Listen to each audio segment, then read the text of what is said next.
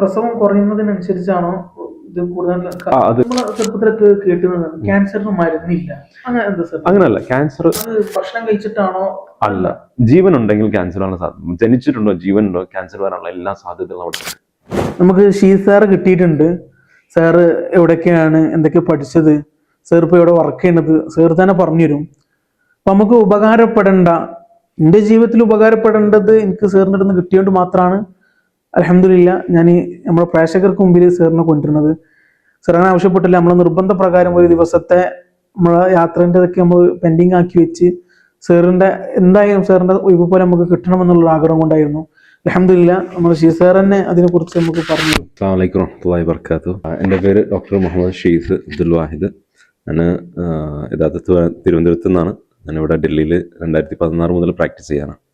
അതായത് ഞാൻ PG കഴിഞ്ഞിട്ടുള്ളത് റേഡിയേഷൻ ഓങ്കോളജിസ്റ്റാണ്. ഇവിടെ ക്ലിനിക്കൽ ഓങ്കോളജിസ്റ്റായിട്ട് വർക്ക് ചെയ്യുന്നുണ്ട് ബത്ര ഹോസ്പിറ്റലിൽ.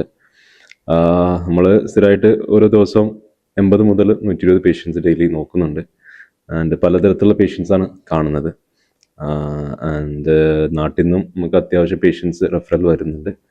ആൻഡ് അടുത്ത കാലത്ത് ഏറ്റവും കൂടുതൽ നമ്മുടെ നാട്ടിലുള്ളത് ക്യാൻസറാണ്. അപ്പം നമ്മൾ കിംസാദ് നാട്ടിൽ നിന്ന് സമസ്തൻ്റെ 100ാം വാർഷികം ബന്ധപ്പെട്ട് കശ്മീർ വരെ പോവുകയാണ്. അതിൻ്റെ വഴിക്ക് നമ്മൾ കണ്ടെത്തിയതാണ്. സാറേ, നമ്മുടെ നാട്ടില് ഒരുപാട് ക്യാൻസർ രോഗികൾ കൂടി വരണം. പ്രശ്നം കാക്കട്ടെ എന്നാണ് ഞാനിപ്പോൾ പ്രാർത്ഥിക്കുന്നത്. വന്നു കഴിഞ്ഞിട്ടുണ്ടെങ്കിൽ ഇപ്പം അതിന്റെ ബുദ്ധിമുട്ടൊക്കെ അല്ലേ നമ്മൾ കാണണം. സാർ ഇതിന്റെ സ്പെഷ്യലിസ്റ്റ് ആണല്ലോ. അപ്പം നമ്മുടെ നാട്ടിൽ ഏറ്റവും കൂടുതൽ ക്യാൻസർ രോഗികൾ ഉണ്ടാവാനുള്ള കാരണം? നമ്മളെ നാട്ടിൽ ക്യാൻസറും നോർത്ത് ഇന്ത്യയിലെ ക്യാൻസറിലെ കാരണങ്ങൾ ഡിഫറെൻ്റ് ആണ്. കോമൺ ആയിട്ടുള്ള ക്യാൻസേഴ്സും ഡിഫറെൻ്റ് ആണ്. നമ്മുടെ നാട്ടിൽ നിന്ന് നോക്കിയാൽ നമ്മൾ US UK പോലെ അവിടുത്തെ രാജ്യങ്ങൾ എങ്ങനെയാണോ അതുപോലത്തെ ക്യാൻസേഴ്സാണ് ഏറ്റവും കൂടുതൽ. ചുരുക്കി പറഞ്ഞാൽ ബ്രസ്റ്റ് ക്യാൻസറും ലങ് ക്യാൻസറും ഏറ്റവും കൂടുതൽ ക്യാൻസേഴ്സ് ഉള്ളത്. അപ്പം ബ്രസ്റ്റ് ക്യാൻസർ കൂടാനുള്ള കാരണങ്ങൾ എന്ന് പറഞ്ഞാൽ ചുരുക്കി പറയുന്നുണ്ടെങ്കിൽ, ഒന്ന് നേരത്തെ പ്രായപൂർത്തി ഉണ്ടാവുക, രണ്ടാമത് കുറേ പീരിയഡുകൾ ഉണ്ടാവുക. അതായത് നമ്മളെ മെനോപോസ് എന്ന് പറയും, പീരിയഡ് നിന്ന് പോകുന്നത്, അത് ഡിലേ ആയി പോവുക, രണ്ടാമത്. മൂന്നാമത് നിങ്ങളെ പ്രഗ്നൻസി ഇല്ലാതിരിക്കുക, അല്ലെങ്കിൽ നേരത്തെ പ്രഗ്നൻസി ആവാതിരിക്കുക, അല്ലെങ്കിൽ ലേറ്റ് പ്രഗ്നൻസി ആവുക. പിന്നെ തടി കൂടുക, പിന്നെ ഓറൽ കോൺട്രസെപ്റ്റീവ് പിൽസ് എടുക്കുക, പിന്നെ ആൽക്കഹോള്, സ്മോക്കിംഗ്, അങ്ങനത്തെ കാര്യങ്ങൾ ചെയ്യുക, പിന്നെ സെഡൻറ്ററി ലൈഫ് സ്റ്റൈൽ ഉണ്ടാവുക, പിന്നെ പറഞ്ഞാൽ ഹെറിഡിറ്ററി, അതായത് പാരമ്പര്യമായിട്ടുള്ള കാരണം, അത് വെറും 5% ഉള്ളൂ. ഇതാണ് പൊതുവെയുള്ള കാരണങ്ങൾ. പക്ഷേ ഇത് ടെക്സ്റ്റ് വൈസ് നമ്മൾ നോക്കിക്കഴിഞ്ഞാൽ, നമ്മൾ ലിറ്ററേച്ചറിൽ എന്താ പറയുന്നത് വെച്ചാൽ, പൊതുവെ 18 വയസ്സിന് മുമ്പാണ് പ്രഗ്നൻസി വരാന്നുണ്ടെങ്കിൽ അത് പ്രൊട്ടക്റ്റീവാണ്, ബ്രസ്റ്റ് ക്യാൻസർ വരാതിരിക്കാനും പ്രൊട്ടക്റ്റീവാണ്. രണ്ടാമത് മുലപ്പാൽ കൊടുക്കൽ ബ്രസ്റ്റ് ക്യാൻസർ വരാതിരിക്കാനുള്ള പ്രൊട്ടക്റ്റീവ് മെക്കാനിസമാണ്. പിന്നെ മൂന്നാമത് ആദ്യത്തെ പ്രഗ്നൻസി അറ്റ്ലീസ്റ്റ് 25 വയസ്സിന് മുമ്പെങ്കിലും പ്രഗ്നൻസി മുലപ്പാൽ കൊടുക്കലും. 18 വയസ്സാവുമ്പോ കല്യാണം കഴിച്ചിട്ടുണ്ടെങ്കിൽ, അപ്പൊ തന്നെ 18 വയസ്സാകുമ്പോൾ തന്നെ കല്യാണം കഴിച്ചിട്ടുണ്ടെങ്കിൽ ഇത്രക്ക് നന്നായി. അത് എങ്ങനെ കണക്കാക്കാന്ന് വെച്ചാൽ, ലിറ്ററലി നമ്മളൊരു വയസ്സെല്ലാം നോക്കേണ്ടത് എക്സാക്ട്ലി അവർ പ്രായപൂർത്തിയാവുന്നതും അവരുടെ മെച്യൂരിറ്റി നോക്കിയിട്ടാണ് നമ്മൾ പറയാൻ പറ്റുക. സ്റ്റാറ്റിസ്റ്റിക്കലി പറയുന്നുണ്ടെങ്കിൽ ബെറ്റർ 25 വയസ്സിന് മുമ്പെങ്കിലും ഒരു പ്രഗ്നൻസിയും 2 കൊല്ലത്തെ മുലപ്പാലും കൊടുത്തിരിക്കുന്നത് എപ്പോഴും ബ്രസ്റ്റ് ക്യാൻസറിന് പ്രൊട്ടക്റ്റീവാണ്. ഈ പ്രസവം കുറയുന്നതിനനുസരിച്ചാണോ ഇത് കൂടുതൽ? അതൊരു കാരണമാണ്. പിന്നെ അതേ സമയത്ത് 30-35 വയസ്സിന് ശേഷമാണോ ആദ്യത്തെ പ്രഗ്നൻസി ഉണ്ടാവുകയെന്നുണ്ടെങ്കിൽ ആ പ്രഗ്നൻസി തന്നെ ബ്രസ്റ്റ് ക്യാൻസർ ഉണ്ടാവാനുള്ള സാധ്യതകൾ കൂടും. പിന്നെ അതുപോലെ തന്നെ നമ്മൾ ഓറൽ കോൺട്രസെപ്റ്റീവ് പില്ല് എടുക്കാന്നുണ്ടെങ്കിലും ഇങ്ങനത്തെ ക്യാൻസേഴ്സ് കൂടും. അത് ഒരു ഫാക്ടർ അല്ല, നമ്മൾ പറയുമ്പോൾ ഒറ്റ ഫാക്ടർ അല്ല, മൾട്ടിപ്പിൾ ഫാക്ടേഴ്സ് ആണ് ക്യാൻസർ കൂട്ടുന്നത്. അപ്പം ഇപ്പൊ നമ്മളെ നാട്ടിലെ സാഹചര്യങ്ങൾ നോക്കിക്കഴിഞ്ഞാൽ പൊതുവെ പ്രായപൂർത്തി നേരത്താവുന്നുണ്ട്, കല്യാണം നേരത്തെ കഴിക്കാൻ പറ്റാത്ത ഒരു അവസ്ഥയാണ്. മുലപ്പാല് കൊടുക്കൽ കുറഞ്ഞ് നമ്പർ ഓഫ് കുട്ടികൾ. മുലപ്പാല് പൊതുവെ 2-3 കാരണങ്ങളാണ്. ഒന്ന്, മാർക്കറ്റിൽ ആൾട്ടർനേറ്റീവ് സാധനങ്ങൾ വന്ന് മുലപ്പാല് കൊടുക്കണം, അത് പ്രൊമോട്ട് ചെയ്യുന്ന കുറെ ഫോംസ് ഉണ്ട്, കുറെ അഡ്വർടൈസ്മെന്റ് ഉണ്ട്. പിന്നെ അതൊരു ഫാക്ടറാണ്. അത് ഉദ്ദേശിച്ചാണ് പല ആൾക്കാരും മുലപ്പാൽ ഇപ്പൊ കൊടുക്കാതിരിക്കുന്നത്, മുല തുങ്ങിപ്പോന്നൊക്കെ പറഞ്ഞാൽ. പക്ഷെ ഒരു കുട്ടീനെ ആരോഗ്യം നോക്കിക്കഴിഞ്ഞാൽ ഡെഫിനറ്റ്ലി മുലപ്പാൽ തന്നെയാണ്, അതിനെ സബ്സ്റ്റിറ്റ്യൂട്ട് ചെയ്യാനേ പറ്റില്ല ഡെഫിനറ്റ്. അപ്പം ഈവൻ സർക്കാർ വരെ അത് പ്രൊമോട്ട് ചെയ്യലാണ്, ബ്രസ്റ്റ് ഫീഡിങ് പ്രൊമോട്ട് ചെയ്യുന്നതാണ്. ബ്രസ്റ്റ് ഫീഡിങ് ഉറപ്പായിട്ട് അറ്റ്ലീസ്റ്റ് ഒരു 1.5-2 കൊല്ലെങ്കിലും കൊടുക്കാൻ പറ്റുന്ന ആൾക്കാർ കൊടുക്കണം എന്നുള്ളത്. പക്ഷെ first 6 months always breast feeding തന്നെ കൊടുക്കണം. ചില സാഹചര്യങ്ങളുണ്ട് കൊടുക്കാൻ പറ്റാതെ.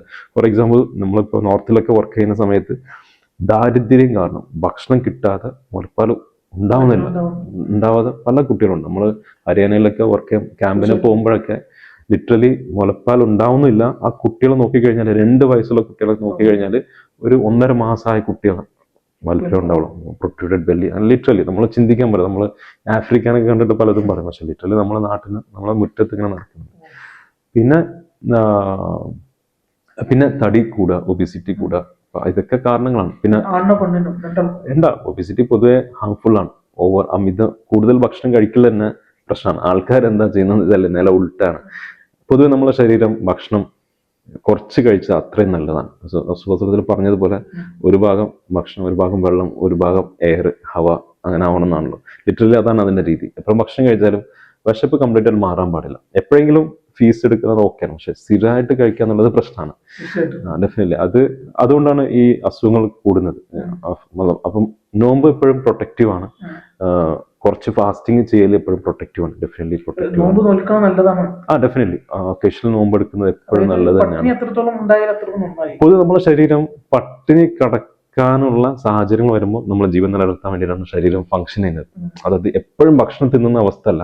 ഭക്ഷണം കിട്ടാതിരിക്കുമ്പോൾ നമ്മൾ എങ്ങനെ സർവൈവ് ചെയ്യാന്നുള്ള മെക്കാനിസമാണ് ഏറ്റവും കൂടുതൽ ഫംഗ്ഷൻ ആവുന്നത്. നമ്മൾ അതിനൊരു ചാൻസ് തന്നെ കൊടുക്കുന്നില്ല. കാരണം രാവിലെ, ഉച്ചയ്ക്ക്, രാത്രി, പിന്നെ പാതിരാത്രി, പിന്നെ പിറ്റേ ദിവസം സ്ഥിരമായിട്ട് നമ്മൾ കഴിക്കാണല്ലോ.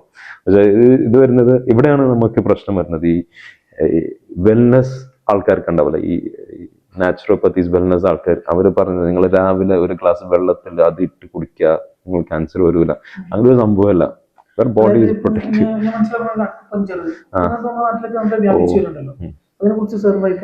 ഇതിൽ ഒന്ന് ട്രഡീഷണൽ മെഡിസിൻസ് ആയിക്കോട്ടെ, അത് ഓക്കപ്പഞ്ചർ പെർട്ടിക്കുലർ ഞാൻ പറയാം. ട്രഡീഷണൽ മെഡിസിൻസ് ഏതായാലും അവർക്കുണ്ടായിരുന്ന സാഹചര്യങ്ങളും അവർക്കുണ്ടായിരുന്ന അണ്ടർസ്റ്റാൻഡിങ് വെച്ചിട്ട് അവർ കണ്ടെത്തിയ ഒരു യാഥാർത്ഥ്യങ്ങളാണ്. അത് നമ്മൾ ഒരിക്കലും തള്ളി പറയുന്നില്ല. പക്ഷെ അത് ഇന്നത്തെ അസുഖങ്ങളും ഇന്നത്തെ ലിവിങ്ങിലും അതിന് എന്തെങ്കിലും റെലവെന്റ് ഉണ്ടോ എന്ന് പറഞ്ഞാൽ അതില്ല. കാരണം ഇന്ന് നമുക്ക് എവിഡൻസ് കൂടാണ്. ഫോർ എക്സാമ്പിൾ, നിങ്ങൾ ചെയ്യുന്ന ബ്ലഡ് ടെസ്റ്റ് വരെ, അത് ഹോമിയോ ആയുർവേദത്തിൽ വന്നപ്പോഴല്ല, blood test, simple blood infection ഉണ്ടോ ഇല്ല എന്നുള്ളത്, ബാക്ടീരിയ, വൈറസ് എക്സിസ്റ്റ് ചെയ്യുന്നുള്ള സാധനം തന്നെ. ഇപ്പൊ HIV എന്ന് പറഞ്ഞൊരു സാധനം എക്സിസ്റ്റിംഗ് എന്നുള്ളത് ഏത് ഹോമിയോ ആയുർവേദത്തിൽ അതിനെന്താ പറയാൻ പറ്റാം. അദ്ദേഹം അതൊരു സങ്കല്പത്തിൽ തന്നെ ഒരു കണ്ടിന്യൂ ചെയ്യണം. അപ്പൊ നമ്മളെ ചെറുപ്പത്തിലൊക്കെ കേട്ടുന്നത് ക്യാൻസറിന് മരുന്നില്ല, അങ്ങനല്ല. ക്യാൻസർ വന്നത് നമ്മളെ ശരീരത്തിലുള്ള സെല്ല്, നമ്മളെ സെൽസ് തന്നെ അത് ചേഞ്ചസ് ആവാണ്. പല സ്ട്രെസ് കാരണം ജനറ്റിക് ചേഞ്ചസ് വന്നിട്ട് അതിന്റെ എക്സ്പ്രഷൻ ആണ് ക്യാൻസർ എന്ന് പറയുന്നത്. അപ്പം ജീവൻ ഉണ്ടെങ്കിൽ ക്യാൻസർ വരുന്നത് സ്വാഭാവികമാണ്, വരുന്ന കോമൺ ആണ്. ഭക്ഷണം കഴിച്ചിട്ടാണോ? അല്ല, ജീവൻ ഉണ്ടെങ്കിൽ ക്യാൻസർ ആണ് സാധ്യത. ജനിച്ചിട്ടുണ്ടോ, ജീവൻ ഉണ്ടോ, ക്യാൻസർ വരാനുള്ള എല്ലാ സാധ്യതകളും അവിടെ ഉണ്ട്. ആർക്കും ഏത് സമയത്ത് വരാൻ സാധ്യത. അത് ജനനം മുതൽ മരണം വരെ. അപ്പൊ വയസ്സ് കൂടുന്തോറും ക്യാൻസർ വരാനുള്ള സാധ്യത കൂടുക ചെയ്യാം. അതുകൊണ്ടാണ് വയസ്സാവുന്ന ആൾക്കാർക്ക് ക്യാൻസറിന്റെ റിസ്ക് പൊതുവെ കൂടുതൽ. പക്ഷെ ഇപ്പൊ ട്രെൻഡ് മാറിപ്പോവാണ്. എന്ന് വെച്ചാൽ ഒരു മിഡിൽ ഏജിൽ 30-45 വയസ്സിൽ ജനറ്റിക് ആണ് അതിലെ മെയിൻ കാരണം. ഫോർ എക്സാമ്പിൾ, ഞാൻ അതിൽ ഒരു ഇൻട്രസ്റ്റിംഗ് ആയിട്ടുള്ള സാധനം, ചിന്തിക്കാനുള്ള ഒരു സാധനം പറയാം. നമ്മുടെ നാട്ടിൽ വലിക്കുന്ന ആൾക്കാരുണ്ടാവും, അല്ലെങ്കിൽ തോന്നിയ ദിവസം ചെയ്യുന്ന ആൾക്കാരുണ്ടാവും. അവരുടെ വിചാരം എന്താ വെച്ചാൽ, ഞാൻ വലിച്ച്, അല്ലെങ്കിൽ എൻ്റെ വല്യപ്പ 40 കൊല്ലം വലിച്ച് എനിക്ക് പ്രശ്നമില്ല. പക്ഷെ ഡെഫിനറ്റ്ലി നമ്മൾ എന്ത് വലിച്ചാലും എന്ത് ഭക്ഷണം കഴിച്ചാലും നമ്മളെ സ്പോം, നമ്മളെ കുട്ടികൾ ഉണ്ടാക്കുന്ന അണുക്കളുണ്ടല്ലോ, സ്പോമും, പെൺകുട്ടികളാണെങ്കിൽ ഓവം, ഗർഭം ധരിക്കാനുള്ള ഓവം, ഈ 2 സാധനത്തിലുള്ള ജനറ്റിക് കോമ്പണന്റിൽ ചേഞ്ചസ് വരികയാണ്. അപ്പം നമ്മൾക്ക് വരുന്ന കുട്ടിക്ക് എന്ത് അസുഖം വരാൻ നമുക്കറിയില്ല. ചിലപ്പോൾ തലമുറ കഴിഞ്ഞിട്ടായിരിക്കും വരാം.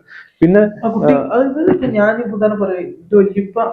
വലിക്കുന്ന ഒരാളാണെങ്കിൽ ഇതിന്റെ പേരമക്കൾക്ക് ഉണ്ടാവാൻ സാധ്യത ഉണ്ടെന്ന് പറയുന്നത്. നമ്മളെ അണുക്കളെ ആർക്കെങ്കിലും വരാം. കാരണം ജനറ്റിക്കിലാണ് ചേഞ്ചസ് വരുന്നത്, ജീനിലൊക്കെ ചാൻസ്. പിന്നെ ഇതില് അത് ജനറ്റിക്കിന്റെ അല്ല, അതാ ഗൗരവമായിട്ട് കാണാനുള്ളത്. വരും നിങ്ങൾ മാത്രമല്ല, നിങ്ങൾ കാരണം ബാക്കിയുള്ള ആൾക്കാർക്കും പ്രശ്നം വരാന്നുള്ള സാധനമാണ് ഡെഫിനറ്റ്ലി ഒന്നത്. രണ്ടാമത് മെയിൻ ആയിട്ടുള്ളത് ജീന്, നമ്മളെ സെല്ലിന്റെ അകത്തുള്ള ജനറ്റിക് DNA കോമ്പണന്റ്, അതിൽ ചേഞ്ചസ് വരുമ്പോഴാണ് ക്യാൻസർ ഉണ്ടാവുക. അപ്പം ഈ കുട്ടികൾക്ക് വരുന്ന ക്യാൻസർ എന്ന് പറയുന്നത് ഒരു പർട്ടിക്കുലർ സാധനമാണ്. അത് വലിയ ആൾക്കാർക്ക് വരുന്ന ക്യാൻസർ പോലല്ല. അതായത് ബ്ലഡിൽ ക്യാൻസർ ഏറ്റവും കൂടുതൽ ഉണ്ടാവുന്നുണ്ട്. അല്ലാന്നുണ്ടെങ്കിൽ നമ്മളെ ഒരു ന്യൂറൽ ക്രിസ്റ്റൽസ്, അതായത് ഈ കുട്ടികൾ വളരുമ്പോൾ, ഗർഭപാത്രത്തിൽ ഇരിക്കുമ്പോൾ വളരുമ്പോൾ കുറെ മൈഗ്രേഷൻസ്, കുറെ മെച്ചുറേഷൻസ് വരുന്നത്, അതിൽ വരുന്ന മാറ്റങ്ങളും എക്സ്പ്രഷൻസും കാര്യമാണ് ഏർലി സ്റ്റേജിൽ കുട്ടിയൊക്കെ പെട്ടെന്ന് ക്യാൻസർ വരാനുള്ള കാരണം. അപ്പം അവരെ ക്യാൻസർ നോക്കി കഴിഞ്ഞാൽ നമുക്ക് അറിയാൻ പറ്റും ഇതൊരു പർട്ടിക്കുലർ സെറ്റ് ഓഫ് ക്യാൻസേഴ്സ് ആണ്.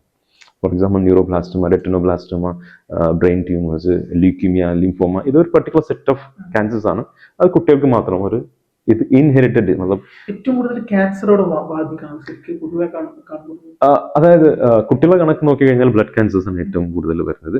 ബാക്കി വലിയ ആൾക്കാർ നോക്കി കഴിഞ്ഞാൽ ബ്രസ്റ്റ് ക്യാൻസറും ആണ് പെണ്ണുങ്ങൾക്ക് ലോകത്തിന് ഏറ്റവും കോമൺ ബ്രസ്റ്റ് ക്യാൻസർ. ആണുങ്ങൾക്ക് നോക്കി കഴിഞ്ഞാൽ ലങ് ക്യാൻസറും.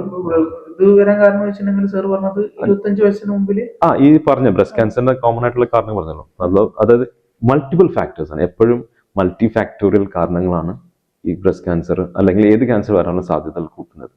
അത് ഞാൻ കുറച്ചുകൂടി ടെക്നിക്കലായിട്ട് പറഞ്ഞു കഴിഞ്ഞാൽ നമ്മളെ DNA എന്ന് പറയുന്നത് 2 സെറ്റ് ഓഫ് DNA ആണ്. ഒരു ഉപ്പൻ്റെ നിന്ന് വരുന്ന DNA സെറ്റും ഉമ്മൻ്റെ നിന്ന് വരുന്ന DNA സെറ്റും, അത് ഒന്നും കൂടിയിട്ടാണ് ഒരു സെല്ല് നമ്മൾ ഒരാളുണ്ടാവുന്നത്. അപ്പം അതിന് പല ഹൈപ്പോത്തിസിസ് ആണ്, 2 ഹിറ്റ് ഹൈപ്പോത്തിസിസ് എന്ന് പറയും. അതായത് ജീനിന്റെ ഒരു ഫംഗ്ഷന് രണ്ടിലും ലോസ് ആവുക അല്ലെങ്കിൽ ഒരു ഫംഗ്ഷൻ ഗെയിൻ ആവുക, അതായത് അത് ടെക്നിക്കൽ സാധനങ്ങളാണ്. അങ്ങനെ പല കാരണങ്ങൾ കൊണ്ടാണ് ഇത് ക്യാൻസർ വരുന്നത്. സോ ഇതൊക്കെ നമ്മൾ ഡിസ്കസ് ചെയ്യുമ്പോഴാണ് നമ്മൾ ഈ വാദങ്ങളുണ്ടല്ലോ, ഈ അക്കുപഞ്ചർ ചെയ്യുക അല്ലെങ്കിൽ ഈ ഇത് കഴിച്ച പർട്ടിക്കുലർ സാധനം കഴിച്ചാൽ ക്യാൻസർ വരും.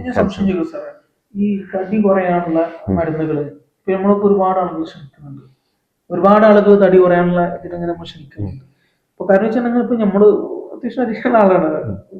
സാർ പറഞ്ഞപ്പോഴാണ് ഇതിന്റെ ഗൗരവങ്ങളൊക്കെ നമുക്ക് മനസ്സിലാവുന്നത്. പക്ഷെ ഈ തടി മരുന്ന് കുടിച്ചിട്ടാണ്ട് തടി കുറയില്ലല്ലോ. അത് അതായത് വിഷയവുമായി ബന്ധപ്പെട്ടതല്ലെങ്കിലും അല്ല, ഇതൊക്കെ കണക്റ്റഡ് ആണ്. സത്യം പറഞ്ഞാൽ നമ്മൾ മെഡിക്കൽ ഫീൽഡിൽ എപ്പോഴും അപ്ഡേറ്റഡ് ആവുന്നതാണ്, കണക്റ്റഡ് ആണ്. ഒന്ന് ഭക്ഷണം കുറച്ചാൽ ലിറ്ററലി തടി കുറയുന്നുള്ളതാണ്. പിന്നെ എക്സസൈസ് ചെയ്താൽ തന്നെ പലപ്പോഴും യൂട്ടിലൈസ് നമ്മൾ സ്റ്റോർ ചെയ്ത എനർജിനെ ഫാറ്റ് അല്ലെങ്കിൽ കാർബോഹൈഡ്രേറ്റ് യൂട്ടിലൈസ് ചെയ്യുമ്പോൾ തന്നെ തടി കുറയുന്നുള്ളതാണ്. അത് first step, life style modification first സ്റ്റെപ്പാണ് നമ്മൾ ചെയ്യേണ്ട സാധനം. അല്ലാതെ മോർബിഡ് ഒബിസിറ്റിയെ കൊണ്ട് ചില സ്ഥലങ്ങളിൽ നമുക്ക് ഇന്റർവെൻഷൻ ചെയ്യൽ നിർബന്ധമാണ്. ആ തടി കാരണം പല പ്രശ്നങ്ങളും അവിടെ സോഷ്യലി പ്രശ്നങ്ങളുണ്ട്, അല്ലാതെയും ശാരീരിക പ്രശ്നങ്ങളുണ്ട്. അവിടെയൊക്കെ നമ്മൾ ഇന്റർവെൻഷൻ ചെയ്യൽ വളരെ നിർബന്ധമാണ്. അത് ചെയ്യുന്നത് തടി കുറയ്ക്കാന്ന് മാത്രമല്ല, അവരെ അസുഖങ്ങൾ വരാതിരിക്കാനോ അല്ലെങ്കിൽ അസുഖങ്ങൾ ട്രീറ്റ്മെന്റിന്റെ ഭാഗമായിട്ടും അല്ലെങ്കിൽ ലോഞ്ചിവിറ്റി, അവരെ ഓവറോൾ ലൈഫ് എക്സ്പെക്ടൻസി കൂട്ടാനുള്ള കാര്യങ്ങളായിട്ടാണ്. അപ്പൊ അതിൽ മൾട്ടിപ്പിൾ ഇന്റർവെൻഷൻസ് ഉണ്ട്. ഗുളിക ഇപ്പോൾ ഓസംപിക് മാർക്കറ്റിൽ വന്നിട്ടുണ്ട്, അതെടുക്കുന്നത്. പക്ഷെ ഫോർ ഓൾ ദീസ് തിങ്സ് നമ്മളൊരു പ്രോപ്പർ ആയിട്ടുള്ള കൺസൾട്ടന്റിനെ കാണണം. വെയിറ്റ് ലോസ് സ്പെഷ്യലിസ്റ്റുകളുണ്ട്, എൻഡോക്രിനോളജിസ്റ്റുണ്ട്, ഹെപ്പറ്റോളജിസ്റ്റുണ്ട്, GI അതായത് ഗാസ്ട്രോ ഇൻറ്റെസ്റ്റിനൽ സ്പെഷ്യലിസ്റ്റ്, അവരെ പോയി കാണുക. അവർ കറക്റ്റായിട്ട് പറഞ്ഞുതരാം. അതിന്റെ ആദ്യം ലൈഫ് സ്റ്റൈൽ മോഡിഫിക്കേഷൻ ആയിരിക്കും പറഞ്ഞുതരാം. പിന്നെ they will go on to medications. ഏതാണ് നിങ്ങൾക്ക് സൂട്ട് ചെയ്യുക, ഏതിൽ സൈഡ് എഫക്ട് കുറവുള്ളത്, ഏതാണ് ബെറ്റർ സൂട്ട് ആവുക. അതിൽ ക്യാൻസർ രോഗം വന്നിട്ട് അവര് മാറുന്നുണ്ടോ ക്യാൻസർ?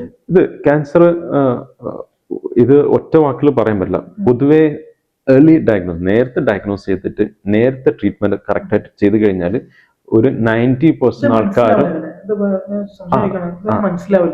ഫസ്റ്റ് അത് ക്യാൻസർ പൊതുവെ മെജോറിറ്റി കോമൺ ക്യാൻസേഴ്സിന് നേരത്തെ ഡയഗ്നോസ് ചെയ്ത് നേരത്തെ ട്രീറ്റ്മെന്റ് എടുത്തു കഴിഞ്ഞാൽ 90 to 95% ആൾക്കാർ ക്യൂർ ആവുന്ന ചെയ്യുന്നത്. ക്യൂർ എന്ന് വെച്ചാൽ അത് മെറ്റബോളിക് തിരിച്ചു വരാതെ നോർമലായിട്ട് ജീവിക്കുന്നുണ്ടെന്നാണ്. നമ്മൾ ഒരു സ്റ്റാറ്റിസ്റ്റിക്കൽ ഡേറ്റയിൽ പറയാം, ഓവറോൾ സർവൈവൽ, അതായത് എത്ര കാലം അവർ ജീവനോട് ഉണ്ടെന്നുള്ള കണക്കാണ്. പൊതുവെ അവർ 5 year സർവൈവൽ കൂടുതലാണ്, മോർ ദാൻ 95% ആണ് നമ്മൾ പറയാം.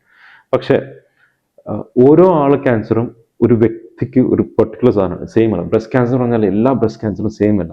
ഓരോ ആൾക്കാർക്കും പെർട്ടിക്കുലർ ബിഹേവിയർ ആണ്, ആ ഒരു ശരീരത്തിൽ പ്രത്യേക ബിഹേവിയർ എക്സ്പ്രഷൻ ഉണ്ടാവുക. അപ്പൊ അവിടെ തിരിച്ചു വരുന്ന സാധ്യതകൾ ഒക്കെ ഡിഫറെൻ്റ് ആണ്. പക്ഷേ നമ്മുടെ നാട്ടിലെ പ്രശ്നം എന്ന് വെച്ചാൽ ഇപ്പോൾ ഫോർ എക്സാമ്പിൾ ബ്രസ്റ്റ് ക്യാൻസർ എടുത്തു കഴിഞ്ഞാൽ തന്നെ 50 മുതൽ 70% ആൾക്കാർ ഡോക്ടറിന്റെ അടുത്ത് എത്തുമ്പോൾ തന്നെ അത് സ്റ്റേജ് 2 സ്റ്റേജ് 3 അല്ല സ്റ്റേജ് 2 സ്റ്റേജ് 3 സ്റ്റേജ് 4 അഡ്വാൻസ് സ്റ്റേജിലാണ് എത്തുന്നത്. അപ്പം ട്രീറ്റ്മെന്റ് തന്നെ വളരെ ഡിഫിക്കൽട്ടാണ്. മനസ്സിലാക്കാൻ നേരം വെക്കാനുള്ള കാരണം ഒന്ന് ക്യാൻസർ ഉണ്ടെന്ന് മനസ്സിലാവാൻ ഞാൻ പറയാം. ഓരോ രീതികൾക്കും ഓരോ പ്രയാസങ്ങളാണല്ലോ. അത് ഒരു കോമൺ ടെസ്റ്റുകൾ, കുറെ ടെസ്റ്റുകൾ ചെയ്യുക, അങ്ങനെ ഒന്നും ഒരു സാധനമാണ്. നമ്മൾ ഇതിനെക്കുറിച്ച് പഠിക്കുക, അവെയർ ആവുക. ഫസ്റ്റ് സ്റ്റെപ്പ് ഇത് എന്താന്നുള്ളത് കൃത്യമായിട്ടുള്ള പഠിക്കുക എന്നുള്ളതാണ്. അതാണ് ആദ്യം വേണ്ടത്. അപ്പൊ നമുക്ക് പല ക്ലാരിറ്റി ഉണ്ടാവും. കാരണം ഇതിനെ മുതലെടുക്കുന്ന അല്ലെങ്കിൽ മിസ്ഇൻഫർമേഷൻ ചെയ്യുന്ന ആൾക്കാരുടെ ഏറ്റവും കൂടുതലുള്ളത് അത് എനി വൺ യു ടേക്ക്, അത് നാച്ചുറോപ്പത്തീസ് ആയിക്കോട്ടെ, അക്യുപഞ്ചർ ആയിക്കോട്ടെ, അല്ലെങ്കിൽ ഈ വെൽനസ്, ഇവരൊക്കെ ഈ യൂട്യൂബിൽ വന്നിട്ട് കുറെ പ്രസംഗം നടക്കുന്ന ആൾക്കാർക്ക് ഇത് മുതലെടുക്കുന്ന അല്ലെങ്കിൽ ആൾക്കാരെ മിസ്ഗൈഡ് ചെയ്യുന്ന സ്ഥലം ഇത് തന്നെയാണ്. അവർ പറയുന്നുണ്ടല്ലോ, രാവിലെ നിങ്ങൾ ഒരു ഗ്ലാസ് വെള്ളത്തിൽ 2 അണ്ടിപ്പരിപ്പിട്ട് മുഴക്കിയിട്ട് കുടിച്ചു കഴിഞ്ഞാൽ പ്രശ്നം ഉണ്ടാവില്ല, അല്ലെങ്കിൽ സോ മെനി തിങ്സ്. യൂട്യൂബിൽ ഓരോ സാധനം പറഞ്ഞു ഇത് കഴിച്ചാൽ വരില്ല, you eat you don't eat, പല കാരണം അത് കൃത്യമായിട്ടുള്ള ഒരു അപ്രോച്ച്, അണ്ടർസ്റ്റാൻഡിങ്, സയന്റിഫിക് എക്സ്പ്രഷൻസ് ഉണ്ട്. അങ്ങനെ അല്ല കാണുന്നത്, മൾട്ടിപ്പിൾ ഫാക്ടോറിയലാണ്. ചിലപ്പോ ഞാൻ പറയുന്നില്ല ജനിച്ച കുട്ടിക്ക് എങ്ങനെ ക്യാൻസർ വരുന്നത്, അവർക്ക് പോയിട്ട് നിങ്ങൾ അണ്ടിപ്പരിപ്പ് കൊടുക്കാൻ പറ്റില്ലല്ലോ. So there is A proper understanding ആവശ്യമുണ്ട്. അതൊരു ഗ്യാപ്പ്, വലിയൊരു ഗ്യാപ്പ് ഉണ്ട്.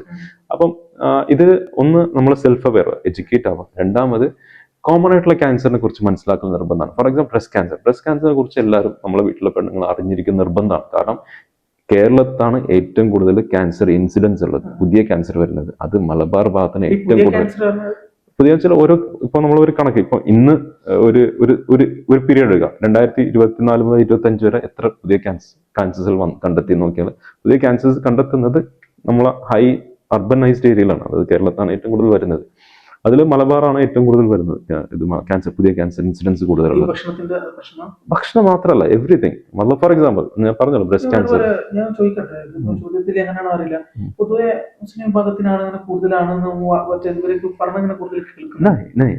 മുസ്ലിം ഭാഗത്ത് നിന്ന് അങ്ങനെ പ്രത്യേകിച്ച് ഇതില്ല. പക്ഷെ നമ്മളെ ജീവിതശൈലി, നമ്മള് ഭയങ്കര റാപ്പിഡ് അർബനൈസേഷൻ ആണ്. നമ്മള് ഒരു മാറ്റം, ജീവിതശൈലികൾ, ഭക്ഷണ രീതിയിലുള്ള ജീവിതശൈലി മാറ്റങ്ങൾ ഭയങ്കര റാപ്പിഡാണ്, ഭയങ്കര എക്സസീവ് റാപ്പിഡ് അർബനൈസേഷൻ ആണ്. അപ്പൊ അത് കാരണം പർട്ടിക്കുലർ ക്യാൻസേഴ്സിന്റെ ഇൻസിഡൻസ് കൂടുതലാണ്. ഫോർ എക്സാമ്പിൾ നമ്മൾ പുറത്തുനിന്നുള്ള ഭക്ഷണം തന്നെ എപ്പോഴും കൂടുതലാണ്, അല്ലെങ്കിൽ സ്മോക്ഡ് ഫുഡാണ് എപ്പോഴും കഴിക്കുന്നത്.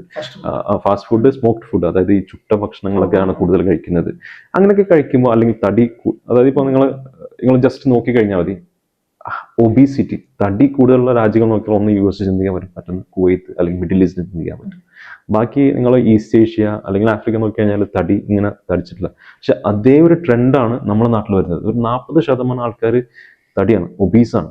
അത് കുട്ടികളെ നോക്കിക്കഴിഞ്ഞാൽ അത് ഒബീസാണ്. അപ്പം അതൊക്കെ പ്രശ്നമാണ്. അപ്പം അതിൻ്റെ ഒരു ഭക്ഷണം ഒരു ഭാഗമാണ്. സോ കോളോൺ ക്യാൻസറിന്, അതായത് നമ്മളെ പെരുങ്കുടൽ എന്ന് പറയുന്നത്, കോളോണിന്റെ ക്യാൻസർ കൂടുന്ന കാരണം നമ്മൾ ഭക്ഷണ രീതിയാണ്. Excessive food, excessive smoke food, processed ഫുഡുകൾ കൂടുതൽ കഴിക്കുന്നതുകൊണ്ടാണ്. പച്ചക്കറികളൊക്കെ വളരെ ഡെഫിനറ്റ് അതൊക്കെ മാറ്ററാണ്. നമ്മൾ കൂടുതൽ കഴിക്കുന്ന ആൾക്കാർ പൊതുവെ ശരീരം ആകാത്ത ആൾക്കാരാണ് കൂടുതൽ കഴിക്കാനുള്ള സമയം കിട്ടുക. 3 നേരം ഇരുന്ന് കഴിക്കുക എന്നുള്ളത്. Definitely there is not a single rule, multi ഫാക്ടോറിയലാണ്. ഇപ്പം ചെന്നൈയിൽ ഒരു കോൺഫറൻസ് പോയപ്പോൾ കിട്ടിയ ഒരു സാധനമാണ്. അതായത് ഈ കൂലിപ്പണിക്ക് പോകുന്ന ആൾക്കാരുണ്ടല്ലോ, അവരെ ക്യാൻസർ നോക്കിക്കഴിഞ്ഞാൽ ഒരു പ്രത്യേക രീതിയിലായിരിക്കും. സ്റ്റൊമക് ക്യാൻസർ ഒക്കെ ആയിരിക്കും. കാരണം ഭക്ഷണം കഴിക്കാതെ വയറ്റിൽ അൾസറായിട്ട് അത് ട്രീറ്റ് ചെയ്യാതെ ഒരു ക്യാൻസർ വരാനാണ്. കുറേ ഹൈ എക്കോണമിക് സ്റ്റേറ്റ് തടിച്ചുള്ള ആൾക്കാർ വരുന്നുണ്ടെങ്കിൽ ഒരു കോളൺ ക്യാൻസർ ആയിരിക്കും. അത് ജസ്റ്റ് ഒരു ഷോർട്ടായിട്ട് പറയുന്ന ഒരു ഫേസിലാണ് നമ്മൾ കാണുന്നത്. സോ ക്യാൻസർ ആർക്കും വരാൻ പറ്റും. ചില ക്യാൻസേഴ്സ് സമൂഹത്തിൽ കൂടുതലാണ്. അതിന്റെ കാരണങ്ങൾ നമ്മുടെ ജീവിതശൈലികളാണ്. അത് ഫുഡ് മാത്രമല്ല, നമ്മളെ നോർമൽ ഫിസിയോളജിക്കൽ ആക്ടിവിറ്റീസിനെ കോംപ്രമൈസ് ചെയ്യുന്ന ഏത് ജീവിതശൈലി ആയാലും അത് പ്രശ്നമാണ്. ഫോർ എക്സാമ്പിൾ രാത്രി ഉറങ്ങാതിരിക്കുക, ദാറ്റ് ട്രിഗേഴ്സ് അത് ആ ഉറക്കം ഒഴിവാക്കുന്ന തന്നെ മൾട്ടിപ്പിൾ പ്രോബ്ലംസിനെ ട്രിഗർ ചെയ്യുക ചെയ്യുന്നത്. നിങ്ങൾ സ്ക്രീൻ ടൈം കൂട്ടുകയാണ്, അത് നമ്മൾ കുട്ടിക്ക് തന്നെ സ്ക്രീൻ ടൈം കൂട്ടാണ്, അത് തന്നെ മൾട്ടിപ്പിൾ. അത് ക്യാൻസർ ഒരു അസുഖമാണ്. വേറെ മൾട്ടിപ്പിൾ മെറ്റബോളിക് സിൻഡ്രോംസ് ഉണ്ട്. അതായത് ഷുഗർ ആയിക്കോട്ടെ, വെയിറ്റ് ഗെയിൻ ആയിക്കോട്ടെ, പൂർ ബോൺ ഡെൻസിറ്റി ആയിക്കോട്ടെ, പൂർ ഇമ്മ്യൂണിറ്റി ആയിക്കോട്ടെ, ഇതൊക്കെ ട്രിഗർ ആവുക ചെയ്യുന്നത്. അപ്പം മൾട്ടിപ്പിൾ ഡിസീസ് അതിലൊരു പാർട്ട് ക്യാൻസറാണ്. സോ നമ്മുടെ നാട്ടിൽ ക്യാൻസർ കൂടിക്കൊണ്ടിരിക്കുകയാണ്. അതിൻ്റെ ഒരു കാരണം നമ്മുടെ ജീവിതശൈലി തന്നെയാണ്. Definitely hereditary cancer. ഈ ക്യാൻസർ വന്നാൽ ഈ കോൺഫിഡൻസിനോട് മാറും അല്ല, അത് ക്യാൻസർ എന്ന് പറയുന്നത് സത്യം പറഞ്ഞാൽ ഒരു തീയാണ്. ജസ്റ്റ് വീട് കത്തിപ്പോകുന്ന പോലെയാണ്. അതങ്ങ് തിന്ന് തീർക്കുക ചെയ്യാം. അപ്പൊ നമ്മൾ ഇതിന്റെ ട്രീറ്റ്മെന്റും വേഗം തീർക്കുക എന്നുള്ളതാണ്. അവിടെയാണ് ആൾക്കാർ ഇത് ഒരു മിസ്കൺസെപ്ഷൻ ക്ലിയർ. ആൾക്കാരോട് ഞാൻ പലപ്പോഴും ഇന്നും പേഷ്യന്റ് വന്നപ്പോൾ അവരുടെ ഇത് ചെയ്യുമ്പോൾ പറഞ്ഞ സൈഡ് എഫക്റ്റ് എന്താണ്, ഇവിടെ ഇതൊക്കെ പൊളിഞ്ഞു പോയിട്ടുണ്ടോ, പക്ഷെ അവരെ കൺസേൺ സൈഡ് എഫക്റ്റ് ആണ്. അവിടെ ജീവൻ നിലനിർത്തുക, അതായത് ഒരാളെ വീട് കത്തിപ്പോവാണ്, അപ്പൊ നമ്മളത് വെള്ളം ഒഴിച്ചിട്ട് അണപ്പിക്കുകയാണ്. അപ്പൊ ആളെ ചിന്ത പോകുന്നത് വെള്ളം ഒഴിച്ച് തലക്ക് നനഞ്ഞു പോലെ. അങ്ങനെയാണ് ആൾക്കാർ അത് സമീപിക്കുന്നത്. സോ ഇതിലെ ട്രീറ്റ്മെന്റ് ഓരോ ക്യാൻസറിലും ഓരോ രീതിയിലാണ്. ഒരു ഫിയർ ഫാക്ടർ എപ്പോഴും ഉണ്ട് ആൾക്കാർക്ക്. കീമോ എടുത്താൽ മുടി ഇങ്ങനെ പോവും, ക്ഷീണിച്ച് പോവും, കീമോ എടുത്ത് മരിച്ചു പോയി, അങ്ങനെയൊക്കെ കുറേ ഫാക്ടേഴ്സ് ഉണ്ട്. അത് പണ്ടത്തെ കീമോയിൽ ഭയങ്കര സ്ട്രോങ് ആയിരുന്നു, അത് ഹക്കാണ്. നമ്മൾ പ്രോഗ്രസ് സ്ലോലിയാണ്. ഇപ്പം പൊതുവെ മെജോറിറ്റി ക്യാൻസേഴ്സ് മെജോറിറ്റി ട്രീറ്റ്മെന്റ് അങ്ങനെ ഒരു സംഭവമില്ല. We have very good fine treatment ആണ് കൊടുക്കുന്നത്. ഒന്നത്. രണ്ടാമത് സർജറി എന്നൊക്കെ പറയുമ്പോൾ തന്നെ ഒരു ഫിയർ ഫാക്ടറാണ്, ആൾക്കാർ മുറിച്ച് കളയും. പിന്നെ വിശ്വാസം പൊതുവെ കുറവാണ്. കാരണം അത് വിശ്വാസം കുറവാനുള്ള കാരണം പഠിക്കാത്തതുകൊണ്ടാണ്. നമ്മൾ we are not aware of it. കാരണം യഥാർത്ഥ സയൻസ് നമ്മൾ പഠിക്കാത്തതുകൊണ്ട് നമ്മളെപ്പോഴും ഒരു സംശയ രോഗത്ത്, അപ്പോൾ ഡോക്ടർ പറയാണ് നിങ്ങൾ സർജറി ചെയ്യാന്ന് വെച്ചാൽ എന്നെ മുറിച്ച് കളയാണ് ഓട്ടിൽ, അങ്ങനെ ഒരു ചിന്തയാണ്. പക്ഷെ ഡെഫിനറ്റ്ലി 99% ഡോക്ടേഴ്സ് അങ്ങനത്തെ ചിന്തയിലല്ല. ഡോക്ടർമാർക്ക് അങ്ങനത്തെ മിസ്ട്രീറ്റ്മെന്റ് ചെയ്യണം എന്നുള്ള ഒരു ചിന്ത ഒന്നും ഉണ്ടാവില്ല. അവർക്കും കുടുംബവും അവർക്കും മക്കൾക്കും അവർ they can be a patient. ഞാൻ ഇന്ന് ഇവിടെ ഇരിക്കുകയാണ്, ഞാനും പേഷ്യന്റ് ആവാൻ പറ്റും. So that is not real factor.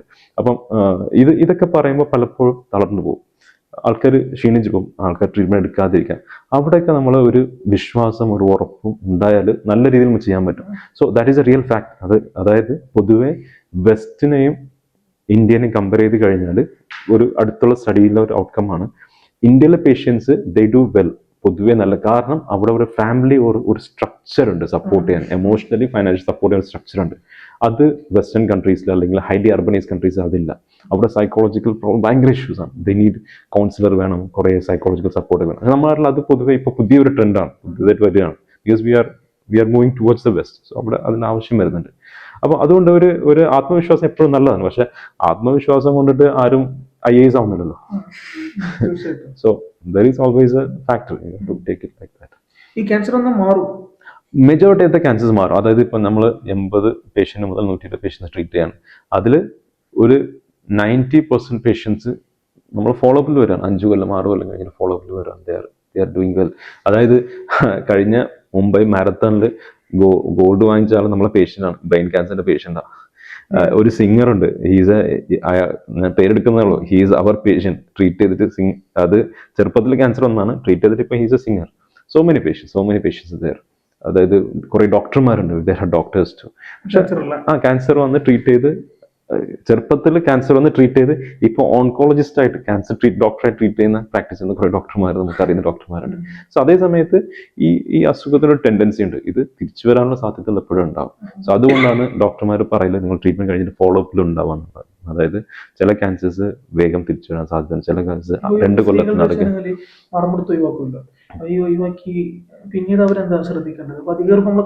ഒഴിവാക്കാൻ മാത്രമല്ല, അത് ഞാൻ പറഞ്ഞല്ലോ, ഓരോ ക്യാൻസറിനും അതിൻ്റെതായ ബിഹേവിയർ ഉണ്ട്. അത് ആ ഒരു ക്യാൻസറിന്റെ ബിഹേവിയർ നോക്കിയിട്ട് അതിന്റെ ഹോർമോൺ സ്റ്റേറ്റസ്, അതിന്റെ മ്യൂട്ടേഷൻസ്, എൻജീസ് ഒക്കെ നോക്കി നമ്മൾ ട്രീറ്റ്മെന്റ് പ്ലാൻ ഉണ്ടാക്കുന്നത്. അപ്പോൾ ഒരു പെർട്ടിക്കുലർ പേഷ്യന്റിന് ഒരു പെർട്ടിക്കുലർ ട്രീറ്റ്മെന്റ്, ടൈലർ ട്രീറ്റ്മെന്റ് ഇപ്പം നമ്മൾ ചെയ്യുന്നത്, വളരെ പ്രിസൈസ് ഉള്ള ട്രീറ്റ്മെന്റ് ചെയ്യുന്നത്.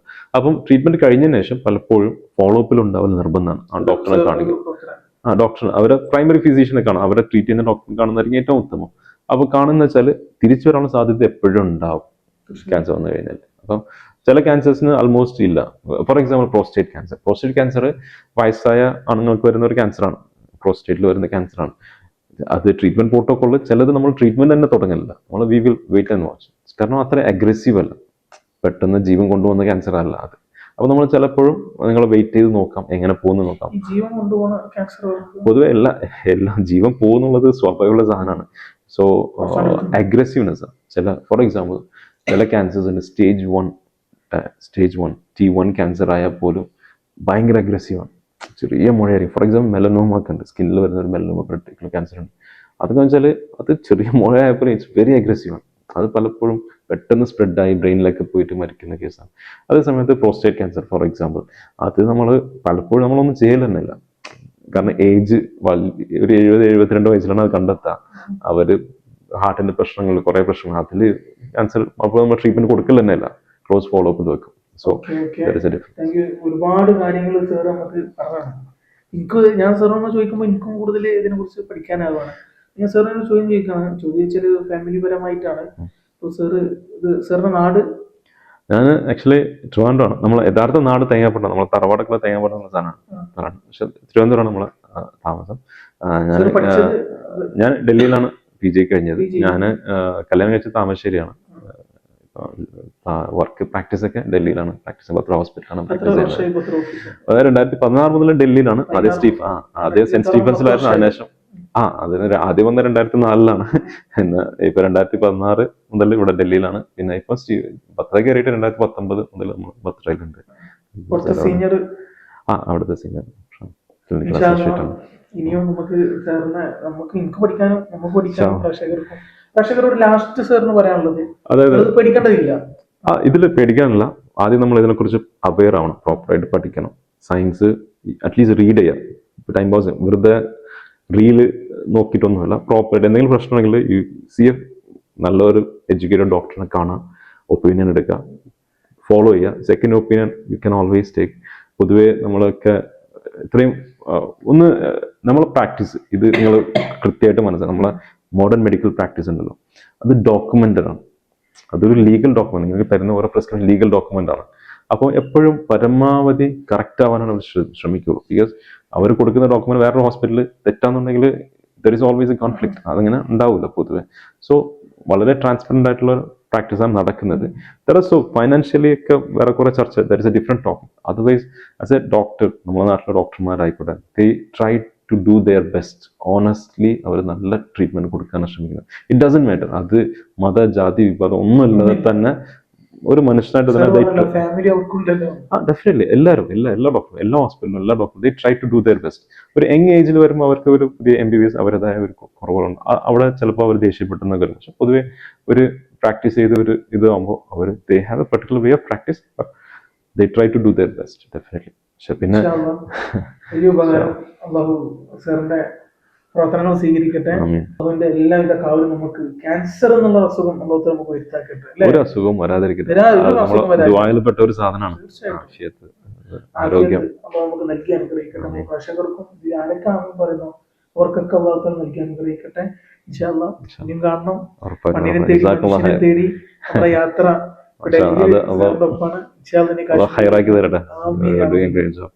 യാത്രകൾ ചെയ്യാം. അതൊക്കെ കണ്ണു തുറക്കുന്ന യാത്രകളാണ് ചെയ്യാൻ. ഇൻഷാ അല്ലാഹ്.